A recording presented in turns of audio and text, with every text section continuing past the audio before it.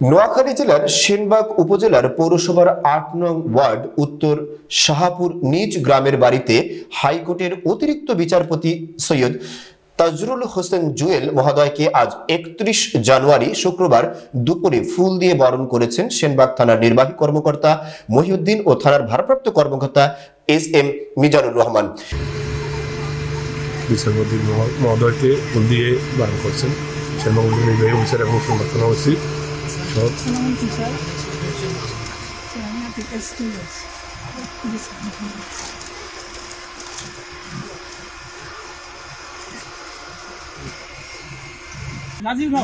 জি উঠে দিছি।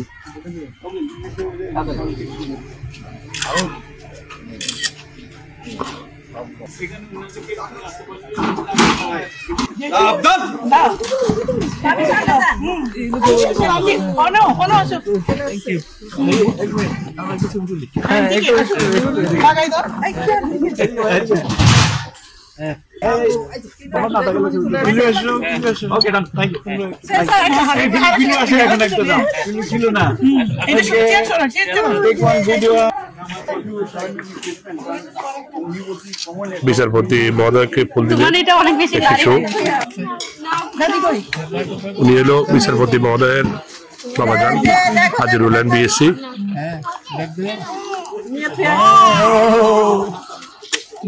ঘুমাইছে